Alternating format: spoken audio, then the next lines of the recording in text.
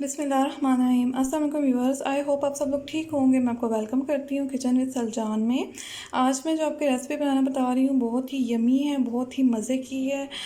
मैं आज आपको रेस्टोरेंट स्टाइल शनवारी कढ़ाई बनाना बता रही हूँ। यूजुअली हम बाहर जाके खाते हैं, लेकिन मैं आज आपको उसका तरीका घर में बताती हूँ कि वो कैसे बनती है। बहुत ही ईजी है और बहुत ही कम इंग्रेडिएंट के साथ बन जाती है। तो चलें फिर रेसिपी को स्टार्ट करते हैं। ये सबसे पहले मैंने हाफ़ kg बीफ ले ली है।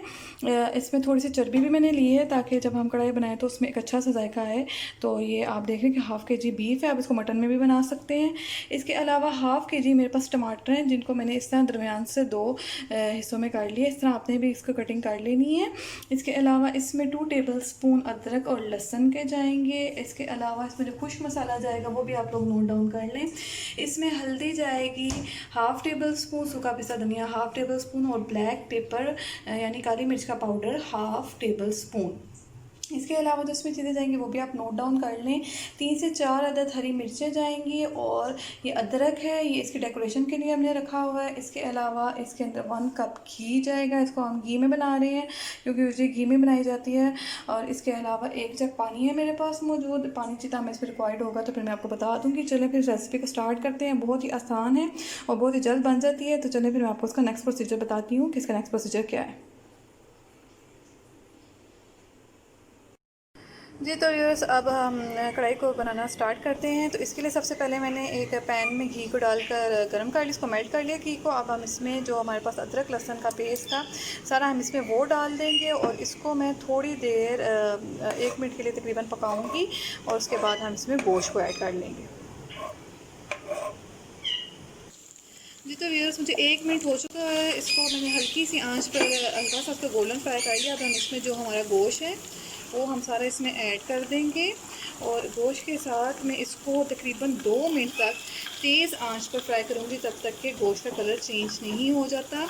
अब मैं इसकी आंच को थोड़ा तेज़ करूँगी और हम ये जो 2 मिनट तक, हमें क्योंकि लहसुन और अदरक को जलाना भी नहीं है, हम सिर्फ इसको 2 मिनट तक तेज़ आंच पर इसके कलर चेंज होने तक पकाएंगे। फिर इसके बाद हम इसमें बाकी चीज़ें ऐड करेंगे।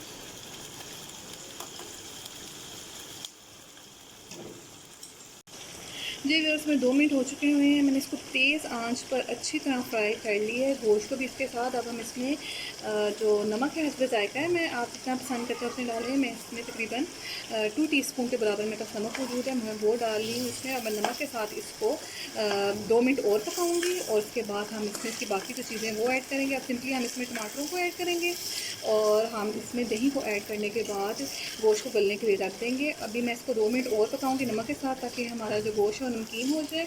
आप ये देख रहे हैं कि मैंने चर्बी वाला गोश्त लिया था। तो ये चर्बी वाला गोश्त लेने की वजह ये होती है कि कढ़ाई अमूमन चर्बी वाले गोश्त में बनाई जाती है, उसकी वजह से इसका जायका बहुत ज़्यादा मज़े का हो जाता है। तो मैं आपको बिल्कुल रेस्टोरेंट स्टाइल बनाना बता रही हूँ, तो आपने भी इसको फॉलो करना। अगर आपको नहीं पसंद तो आप चर्बी नहीं ले सकते, आप सिंपल गोश्त के साथ भी बना सकते हैं। तो लेकिन मैं आपको ऑथेंटिक रेसिपी दे रही हूँ, तो इसलिए मैं आपको स्टेप बाय स्टेप बता रही हूँ। अब सिंपली मैं इसको 2 मिनट और टॉस करूँगी नमक के साथ, ताकि गोश्त नमकीन हो जाए। इसके बाद हम इसमें टमाटरों को ऐड करेंगे।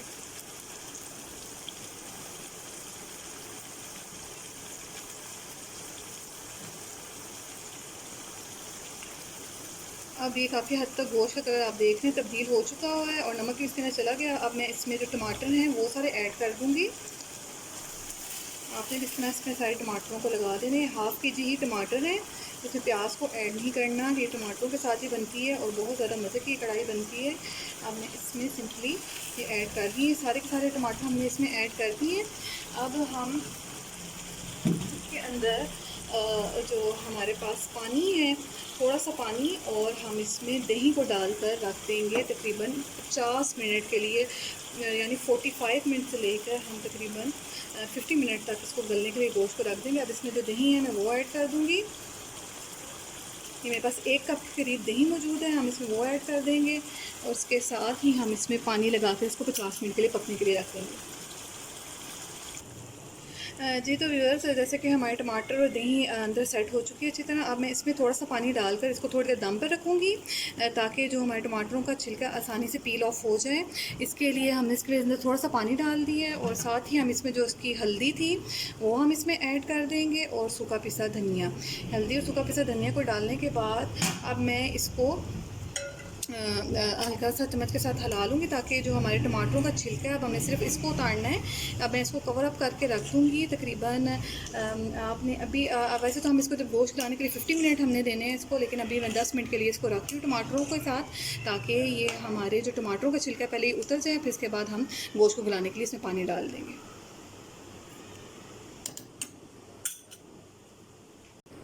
तो जी व्यूअर्स, मैंने 10 मिनट के लिए टमाटरों का छिलके को नरम करने के लिए इसको कवर अप करके रख दिया है। इसमें दही भी मौजूद है। वैसे भी मैंने इसको 1 कप पानी लगा दिया ताकि टमाटरों का छिलका बआसानी उतर जाए।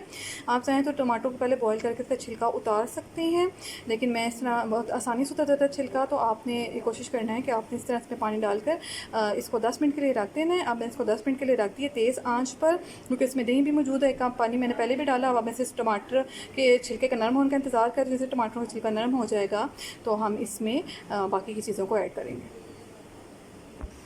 तो जी व्यूअर्स, मुझे 10 मिनट हो चुके हैं इसको तेज़ आंच पर रखे हुए, और आप देख रहे हैं कि टमाटर हमारे कितनी हद तक मेल्ट हो चुके हुए हैं। अब हमने सिंपली इन टमाटरों के छिलके को उतार लेना। आप देख रहे हैं टमाटरों का छिलका खुद ही कितना ज़्यादा नरम हो चुका हुआ है। अब मैं इनको आराम से निकाल लूँगी चम्मच के ऊपर, और इसका आराम से हम छिलके को उतार लेंगे। देखिए कितनी आसानी से छिलका उतर गया है। छिलके को निकाल के आपने डिस्कार्ड कर देना है, अलग कर देना है, और इसी तरह मैं बाकी टमाटरों के छिलके को उतार लूँगी, और इसी तरह बस हम इसको जो प्यूरी है इसको रख लेंगे। अब मैं इसको बाकी निकालती जाऊंगी और इसी तरह हम इसको करते जाएंगे। जी तो व्यवस्था जैसा कि आप देख रहे हैं कि मैंने सारे टमाटरों के छिलके को उतार लिया है, और कितनी अच्छी तरह इसमें मेल्ट हो चुका हुआ है टमाटर हमारा। अगर हम छिलके को बीच में रहने देंगे तो वो अच्छी तरह अच्छे से अच्छी टेबल डिश नहीं लगती है, तो इसलिए इसके टमाटर के छिलके को उतार लिया जाता है कढ़ाई में। अब मैंने इसके टमाटर के छिलके को उतार लिया, इसकी प्यूरी को अलग कर लिया टमाटर की, और ये आप देख रहे हैं कि जो हमारा गोश्त है वो भी सही तरह नहीं गला। अब इस गोश्त को गलाने के लिए हमने इसमें तकरीबन मैं 2 जग के करीब पानी लगाऊंगी, और इसको 40 से 50 मिनट के लिए हल्की आंच पर पकने के लिए रख दूँगी, ताकि ये जो हमारा गोश्त है वो अच्छी तरह गल जाए। इसको गलाने के लिए हमने इसमें पानी लगाना है।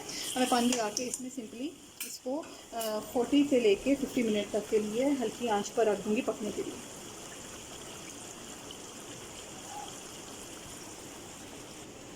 जी तो व्यूअर्स, इसमें मैंने 2 जग पानी लगा के इसको पकने के लिए रख दिया 40 से लेके 50 मिनट के लिए। अब मैं इसको जैसे गोश्त गल जाएगा तो इसको फ्राई कर लेंगे, हम भून लेंगे इसी के घी के अंदर, और उसके बाद मैं आपको उसकी फाइनल लुक दिखाऊंगी। जी व्यूअर्स, तो अभी मुझे 40 से लेके 50 मिनट हो चुके हैं इसको दम पे रखे हुए। अब हम इसको चेक कर लेते हैं कि हमारा गोश्त गला है कि नहीं। जी व्यूअर्स, आप देख रहे हैं कि हमारा गोश्त कितनी अच्छी तरह इसमें पानी उसका खुश्क हो चुका हुआ था, और ये गोश्त भी हमारा बिल्कुल तकरीबन गल चुका हुआ है। ये आप देख सकते हैं कि गोश्त हमारा कितना अच्छा गल गया है। आपने भी इसको इसी तरह अच्छी तरह गला लेना है। अब मैं इसमें जो इसकी बाकी चीज़ें वो ऐड करूँगी। इसमें हम जो ब्लैक पेपर था 1/2 टेबल स्पून वो ऐड कर देंगे।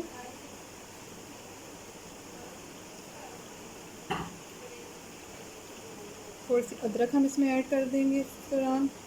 हरी मिर्चें इसके साथ ऐड कर देंगे, और इसको मैं तकरीबन 1 मिनट के लिए दम पर रख दूँगी, ताकि ये जो हरी मिर्चें हैं और इसका अरोमा इसमें शामिल हो जाए अदरक का। उसके बाद मैं आपको उसको फाइनल डिश आउट करके दिखाती हूँ कि इसकी फाइनल लुक क्या आई है।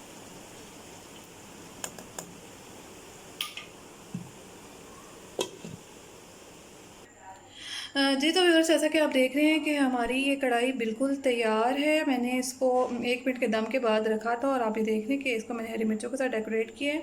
ये बिल्कुल तैयार है। आप इसको घर में ट्राई कीजिएगा, और मुझे दुआओं में याद रखिएगा। मेरे चैनल को लाइक और सब्सक्राइब करना मत भूलिएगा। मैं आपको मिलूँगी नेक्स्ट रेसिपी में, तब तक के लिए अल्लाह हाफिज़।